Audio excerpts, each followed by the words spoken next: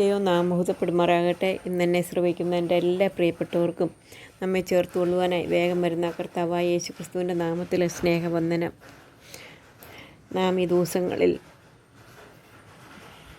വളരെ പ്രധാനപ്പെട്ട ഒരു നിയമം ദൈവത്തിൻ്റെ വചനത്തിലുള്ളത് പഠിക്കുകയായിരുന്നു. അത് ഗലാത്യലേഖനം ഗലാത്യലേഖനം 6 അധ്യായത്തിൽ അത് പറയുന്നുണ്ട്. വഞ്ചനപ്പെടാതിരിപ്പിൻ, ദൈവത്തെ പരിഹസിച്ചുകൂടാ, മനുഷ്യൻ വിതയ്ക്കുന്നത് തന്നെ കൊയ്യും. അവിടെ നാം കണ്ടു, മനുഷ്യൻ ഒന്നാമതായിട്ട് നാം കണ്ടത് മനുഷ്യൻ വിതയ്ക്കുന്നത് കൊയ്യുവാൻ വേണ്ടിയാണ്, അല്ലെങ്കിൽ വിതയ്ക്കുന്നത് കൊയ്യുവാൻ വേണ്ടിയാണ്. 2 തരം വിത്തുകൾ അവിടെ ദൈവത്തിൻ്റെ വചനത്തിൽ പറയുന്നുണ്ട്.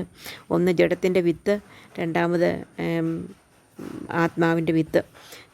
ജഡത്തിൻ്റെ വിത്തിനെക്കുറിച്ചും ജഡത്തിൻ്റെ വിത്ത് കൊയ്ത വ്യക്തികളെക്കുറിച്ചും നാം ബൈബിളിൽ നിന്ന് അനേക സന്ദർഭങ്ങൾ നമ്മൾ എടുത്തിട്ട് നമ്മൾ അനേകം ഡീറ്റെയിൽ ആയിട്ട് നമ്മൾ ആ കാര്യം കണ്ടു. എങ്ങനെയാണ് ജഡത്തിൻ്റെ വിത്ത് കൊയ്തവരെക്കുറിച്ചും കൊയ്തിട്ട് അവർക്ക് കൊയ്ത് കിട്ടിയവരെക്കുറിച്ചും ജഡത്തിൻ്റെ വിത്ത് അവരെങ്ങനെ വിതച്ചു, ആ വിത്ത് വിതച്ചത് മുഖാന്തരമായിട്ട് അവരെങ്ങനെ കൊയ്തു, അത് അവരുടെ നാശത്തിന് കാരണമായിട്ട് തീർന്നു എന്ന് അനേകരുടെ ജീവിതത്തെക്കുറിച്ച് നമ്മൾ കണ്ടു. ഇന്ന് നമ്മൾക്ക് ആത്മാവിൻ്റെ വിത്തുകളെ കുറിച്ച്, അല്ലെങ്കിൽ ആത്മാവിൻ്റെ പ്രവൃത്തികളെക്കുറിച്ച് നമ്മൾക്ക് ചിന്തിക്കാം. ദൈവത്തിൻ്റെ വചനത്തിൽ ആത്മാവിൻ്റെ അനേക വിത്തുകളുണ്ട്. ആ ഗലാത്യ ലേഖനത്തിൽ 6 അധ്യായത്തിൽ തന്നെ അവിടെ ഒരു വിത്തിനെക്കുറിച്ച് പറയുന്നുണ്ട്. അത് നന്മ ചെയ്യുകയിൽ നാം മടുത്തു പോകരുത്, തളർന്നു പോകാഞ്ഞാൽ തക്ക സമയത്ത് നാം കൊയ്യും. ഇവിടെ നല്ലൊരു വിത്തിനെക്കുറിച്ചാണ് പറയുന്നത്, നന്മ ചെയ്യുക. അത് പിന്നെയും പറയുന്നുണ്ട്, ആകിയാൽ അവസരം കിട്ടും പോലെ നമ്മ എല്ലാവർക്കും, വിശേഷ സഹവിശ്വാസികൾക്കും നന്മ ചെയ്യുക. അപ്പോൾ നന്മ ചെയ്യുക എന്നുള്ള ഒരു വിത്തിനെക്കുറിച്ച് അവിടെ ആ അധ്യായത്തിൽ തന്നെ എടുത്തു പറയുകയാണ്, നന്മ ചെയ്യുക. അപ്പം നന്മ ചെയ്യുക എന്നുള്ളത് അത് ആത്മാവിൻ്റെ ഒരു വിത്താണ് എന്ന് നമുക്ക് മനസ്സിലാക്കുവാനായിട്ട് സാധിക്കും.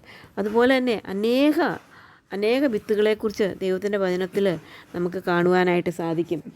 ഒന്ന്, നമുക്ക് സദൃശവാക്യങ്ങൾ 12:25 നമുക്ക് കാണാനായിട്ട് സാധിക്കും. 12:25 മനോവ്യസന ഹേതുവായി മനുഷ്യൻ്റെ മനസ്സിടയുന്നു, ഒരു നല്ല വാക്കോ അതിനെ സന്തോഷിപ്പിക്കുന്നു. ഇവിടെ നാം കാണുന്നത് നല്ല വാക്ക്. ആദ്യം നാം കണ്ടു നന്മ ചെയ്യുക. നന്മ ചെയ്യുന്നത് ഒരു വിത്താണെങ്കിൽ, നല്ല വാക്ക്, നമ്മൾക്ക് 2 സൈസ് വാക്കുണ്ട്. ചീത്ത വാക്കുമുണ്ട്, നല്ല വാക്കുമുണ്ട്. മറ്റുള്ളവരെ വേദനിപ്പിക്കുന്ന വാക്കുമുണ്ട്. മറ്റുള്ളവരെ വേദനിപ്പിക്കുന്ന വാക്ക് അത് ജഡത്തിൻ്റെ വാക്കാണ്. എന്നാൽ മറ്റുള്ളവരെ സന്തോഷിപ്പിക്കുന്ന നല്ല വാക്ക് അത് ആത്മാവിൻ്റെ വിത്താണ്. അപ്പോൾ നമുക്ക് നല്ല വാക്ക് അത് ആത്മാവിൻ്റെ വിത്താണ് എന്ന് മനസ്സിലാക്കുവാനായിട്ട് സാധിക്കും. അതുപോലെ സദൃശവാക്യങ്ങൾ 21 അധ്യായത്തിലും വേറൊരു വിത്തിനെക്കുറിച്ച് അവിടെ കാണുവാനായിട്ട് സാധിക്കും. സദൃശവാക്യങ്ങൾ 21 അവിടെ പറയുന്നത്, നീതിയും ദയയും പിന്തുടരുന്നവൻ ജീവനും നീതിയും മാനവും കണ്ടെത്തും. അവിടെ ആ നീതിയും ദയയുണ്ട്, നീതിയുണ്ട്. അപ്പോൾ ഇത് പിന്തുടരുന്നവർക്ക് എന്ത് ഫലം കിട്ടുമെന്നുള്ളതും അവിടെ പറയുന്നുണ്ട്. ജീവനും നീതിയും മാനവും കണ്ടെത്തുമെന്ന് പറയുന്നുണ്ട്. അപ്പോൾ വിത്ത് വിതയ്ക്കുന്നത് വെറുതെയല്ല. വിത്ത് വിതച്ചാൽ അതിൻ്റെ ഉത്തരം കിട്ടും. ആത്മാവിൻ്റെ വിത്തുകളെക്കുറിച്ചാണ് നമ്മൾ ഈ പറയുന്നത്. നമ്മൾ കണ്ടു, നന്മ ചെയ്യുക അതൊരു നല്ല വിത്താണ്. അതുപോലെ നല്ല വാക്ക് സംസാരിക്കുക, അതുപോലെ നീതി, ദയ, ഇവ നമ്മൾ ചെയ്യുക എന്നുള്ളത് ദൈവം നമ്മളിൽ നിന്ന് ആഗ്രഹിക്കുന്ന, നമ്മൾ ചെയ്യുവാൻ ആഗ്രഹിക്കുന്ന, ദൈവം നമുക്ക് തന്നിട്ടുള്ള വിത്തുകളാണ് എന്ന് മനസ്സിലാക്കുവാനായിട്ട് സാധിക്കും.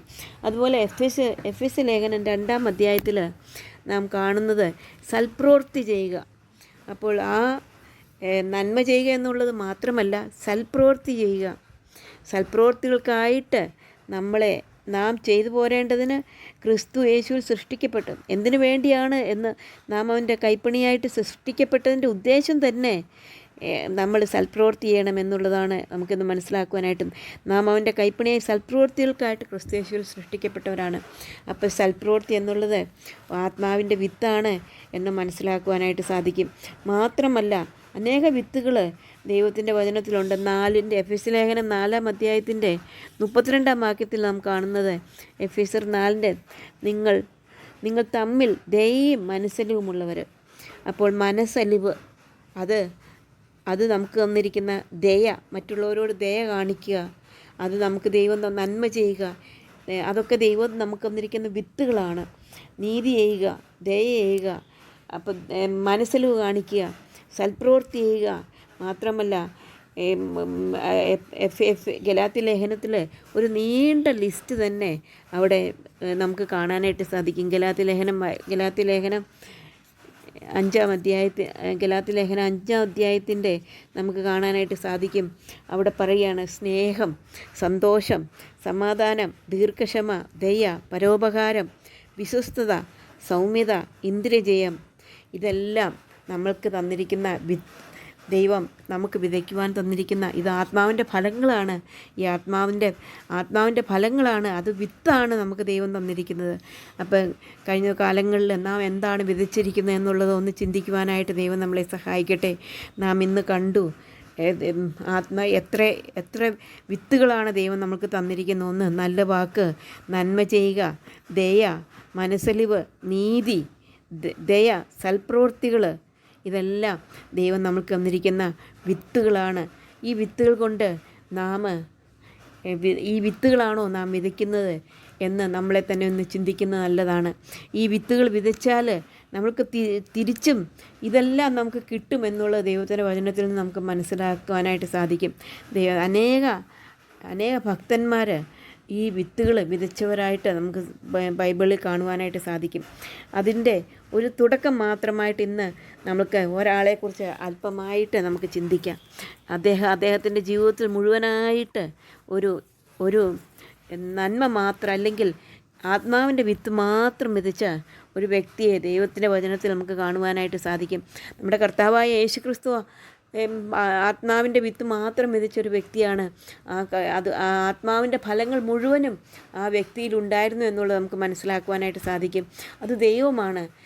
ദൈവമായതുകൊണ്ട്, പാപമില്ലാത്ത ദൈവമായതുകൊണ്ട് അവൻ്റെ ജീവിതത്തിൽ അവൻ എപ്പോഴും ആത്മാവിൻ്റെ വിത്ത് മാത്രം, ജഡത്തിൻ്റെ വിത്ത് ഒന്നും വിതയ്ക്കാതെ ആത്മാവിൻ്റെ വിത്ത് മാത്രം വിതച്ച ഒരു വ്യക്തിയാണ് കർത്താവായ യേശു ക്രിസ്തു എന്നുള്ളത് നമുക്ക് മനസ്സിലാക്കുവാനായിട്ട് സാധിക്കും. എന്നാൽ ആ ആത്മാവിൻ്റെ വിത്ത് വിതച്ച് ജീവിച്ച യേശു ക്രിസ്തുവിന് നമ്മളെ രക്ഷിക്കുവാൻ വന്നതുകൊണ്ട് വളരെ ആത്മാവിൻ്റെ ദുഷ്ടതയുടെ പ്രവൃത്തികളാണ് അവന് തിരിച്ചു കിട്ടിയത് എന്ന് നമുക്ക് കാണുവാനായിട്ട് സാധിക്കും. എന്നാൽ ആത്മാവിൻ്റെ വിത്ത് ഒരിക്കൽ പോലും കർത്താവ് വിതയ്ക്കാതെ ഒരിക്കലും ജഡത്തിൻ്റെ വിത്ത് കർത്താവായ യേശു ക്രിസ്തു വിതച്ചിട്ടില്ല എന്ന് മനസ്സിലാക്കുവാനായിട്ട് സാധിക്കും. നമ്മളോട് സ്നേഹം, ദയ, മനസ്സലിവ് കാട്ടിയതുകൊണ്ടാണ് സ്വർഗത്തിലെ ദൈവം ഈ ഭൂമിയിലേക്ക് ഒരു മനുഷ്യനായിട്ട് വന്ന് നമ്മൾക്ക് പകരമായിട്ട് ക്രൂശിൽ മരിച്ചു. പാപമറിയാത്തവനെ നാം അവനിൽ ദൈവത്തിൻ്റെ നീതി ആകേണ്ടതിന് അവൻ നമുക്ക് വേണ്ടി പാപമാക്കി തീർത്തു. അവൻ മാത്രമല്ല, താഴ്മ എന്ന വിത്തും കർത്താവ് വിതച്ചു എന്ന് നമുക്ക് കാണുവാനായിട്ട് സാധിക്കും. ഗലാത്യ ലേഖനത്തിൽ നമ്മൾ അതാണ് കാണുന്നത്. സ്വർഗത്തിലെ സകല മഹത്വവും അണിഞ്ഞവനായ കർത്താവായ യേശു ക്രിസ്തു നമ്മളെ ഓർത്തപ്പോൾ അവൻ ഒരു മനുഷ്യനായിട്ട് തന്നെത്താൻ താഴ്ത്തി ഒരു മനുഷ്യനായിട്ട് ഈ ലോകത്തിലേക്ക് വന്നു. എന്തിനു വേണ്ടിയാണ്? നമ്മളെ രക്ഷിക്കുന്നതിന് വേണ്ടിയാണ് എന്ന് നമുക്ക് മനസ്സിലാക്കുവാനായിട്ട് സാധിക്കും. കർത്താവിന് അങ്ങനെ ഈ ലോകത്തിലേക്ക് വരേണ്ട ഒരാവശ്യവും ഉണ്ടായിരുന്നില്ല. എന്നാൽ കർത്താവിൻ്റെ ജീവിതത്തെ നമ്മളൊന്ന് നോക്കിയാൽ എന്നും അവൻ നന്മ മാത്രം വിതച്ച, അല്ലെങ്കിൽ ആത്മാവിൻ്റെ വിത്ത് മാത്രം വിതച്ച ഒരു വ്യക്തിയായിരുന്നു എന്ന് നമുക്ക് മനസ്സിലാക്കുവാനായിട്ട് സാധിക്കും. അതുകൊണ്ടാണ് ആ കർത്താവായ യേശു ക്രിസ്തു ഈ ലോകത്തിലേക്ക് വന്നത് എന്ന് നമുക്ക് മനസ്സിലാക്കുവാനായിട്ട് സാധിക്കും. കർത്താവിന് വരേണ്ട ഒരാവശ്യവും ഉണ്ടായിരുന്നില്ല. സ്വർഗത്തിലെ സകല മഹത്വവും അണിഞ്ഞിരുന്നവനായ കർത്താവ് തന്നെത്താൻ താഴ്ത്തി ക്രൂശിലെ മരണത്തോളം നമുക്ക് അനുസരണമുള്ളവനായിട്ട് തീർന്നു. അതുകൊണ്ട് നമുക്ക് കാണുന്നത് ദൈവം അവനെ ഏറ്റവും ഉയർത്തി സർവ നാമത്തിനും മേലായ നാമം നൽകി എന്ന് നമുക്ക് കാണുവാനായിട്ട് സാധിക്കും. ക്രിസ്തു അങ്ങനെ തന്നെത്താൻ താഴ്ത്തി നമുക്ക് വേണ്ടി ആയതുകൊണ്ട് നഷ്ടമുണ്ടായില്ല. അതാണ് ആത്മാവിൻ്റെ വിത്ത് വിതച്ചാൽ ഒരിക്കലും നഷ്ടമുണ്ടാകില്ല എന്ന് നമുക്ക് മനസ്സിലാക്കുവാനായിട്ട് സാധിക്കും. ഇങ്ങനെ നമുക്ക് ആ വാക്യം ഒന്നും കൂടെ വായിക്കാം. ഫിലിപ്പി ലേഖനം 2-ാം അധ്യായത്തിൻ്റെ അവൻ 4-6 വാക്യത്തിൽ അവൻ ദൈവരൂപത്തിലിരിക്കെ ദൈവത്തോടുള്ള സമത്വം മുറുകെ പിടിച്ചു കൊള്ളണമെന്ന് വിചാരിക്കാതെ ദാസരൂപം എടുത്ത് മനുഷ്യ സാദൃശ്യത്തിനായി തന്നെത്താൻ ഒഴിച്ചു വേഷത്തിൽ മനുഷ്യനായി വിളങ്ങി തന്നെത്താൻ താഴ്ത്തി മരണത്തോളം ക്രൂശിന മരണത്തോളം തന്നെ അനുസരണമുള്ളതായി തീർന്നു. അതുകൊണ്ട് ദൈവം അവനെ ഏറ്റവും ഉയർത്തി സകല നാമത്തിന് മേലായ നാമം നൽകി. അങ്ങനെ യേശുവിൻ്റെ നാമത്തിൽ സ്വർലോകരുടെയും ഭൂലോകരുടെയും അധോലോകരുടെയും മുഴങ്കാലൊക്കെ മടങ്ങിയേ എല്ലാ നാവും യേശു ക്രിസ്തു കർത്താവ് എന്ന പിതാവായ ദൈവത്തിൻ്റെ മഹത്വത്തിനായി ഏറ്റുപറയുകയും ചെയ്യേണ്ടി വരും. ഇവിടെ നമുക്ക് കാണുവാനായിട്ട് സാധിക്കുന്നത് അവൻ ദൈവമായിരുന്നു. എന്നാൽ ദൈവം ആത്മാവിൻ്റെ വിത്ത് മാത്രം വിതച്ച് ദയ, സ്നേഹം, കരുണ, ഇത് സന്തോഷം, സമാധാനം ഇതെല്ലാം വിതച്ചത് മുഖാന്തരമായിട്ട് ഏറ്റവും ഉയർത്തപ്പെടുവാനായിട്ട് ഇടയായിട്ട് തീർന്നു എന്ന് നമുക്ക് മനസ്സിലാക്കുവാനായിട്ട് സാധിക്കും. അത് മാത്രമല്ല നാം കാണുന്ന മുമ്പിലുള്ള സന്തോഷം ഓർത്ത് അവൻ അപമാനം അലക്ഷ്യമാക്കിയെന്ന് മനസ്സിലാക്കുവാനായിട്ട് സാധിക്കും. നമ്മളെ ഓർത്തപ്പോൾ കർത്താവ് അതെല്ലാം നമുക്ക് വേണ്ടി സഹിച്ചു. ഇന്ന് കർത്താവിൻ്റെ മക്കൾ കർത്താവിൻ്റെ ധനമാണ്. കർത്താവിലത് സന്തോഷമാണ്. അനേകര് കർത്താവിൻ്റെ രക്തത്താൽ വീണ്ടെടുക്കപ്പെട്ടവരായിട്ട് ദൈവമക്കളായിട്ട് സ്വർഗരാജ്യത്തിലെ അംഗങ്ങളായിട്ട് തീർന്നു. അത് മുഖാന്തരമായിട്ട് ദൈവനാമം മഹത്വപ്പെടുവാൻ ഇടയായിട്ട് തീർന്നു. അതുകൊണ്ട് നമ്മുടെ ജീവിതത്തിൽ കർത്താവ് നമ്മൾക്കൊരു മാതൃകയാണ്. എന്തിനു വേണ്ടി? ആത്മാവിൻ്റെ വിത്ത് വിതച്ച കാര്യത്തിൽ നമുക്കൊരു മാതൃകയാണ്. അതുകൊണ്ട് കർത്താവ് ക്രൂശിക്കപ്പെട്ടു, കർത്താവ് വേദന അനുഭവിച്ചു. എന്നിരുന്നാലും ഇന്ന് ഉയർത്തെഴുന്നേറ്റവനായിട്ട് നമുക്ക് വേണ്ടി ജീവിക്കുന്ന കർത്താവാണ്. അവൻ സകല നാമത്തിനും മേലായ നാമം ധരിച്ചവനാണ്. അതുകൊണ്ട് പ്രിയ സഹോദരിമാരെ, നമ്മുടെ ജീവിതത്തിൽ ആത്മാവിൻ്റെ വിത്ത് മാത്രം വിതയ്ക്കുവാൻ കർത്താവ് നമ്മളെ സഹായിക്കട്ടെ. അതിനാണ് കർത്താവ് നാം കണ്ടതുപോലെ എഫെസ്യ ലേഖനത്തിൽ നാം കണ്ടതുപോലെ നമ്മളെ സൃഷ്ടിച്ചത് തന്നെ സൽപ്രവൃത്തികൾക്കായിട്ടാണ്. ഈ ആത്മാവിൻ്റെ വിത്ത് വിതയ്ക്കുവാൻ വേണ്ടിയാണ് നമ്മളെ കർത്താവ് തൻ്റെ രക്തം കൊടുത്ത് വീണ്ടെടുത്ത് നമ്മളെ മക്കളാക്കി തീർത്തു. അതുകൊണ്ട് വരും ദിവസങ്ങളിൽ ആത്മാവിൻ്റെ വിത്ത് വിതച്ചുകൊണ്ട് ജീവിപ്പാൻ കർത്താവ് നമ്മളെ സഹായിക്കട്ടെ. അവൻ്റെ വലിയ നാമം മഹത്വപ്പെടുമാറാകട്ടെ.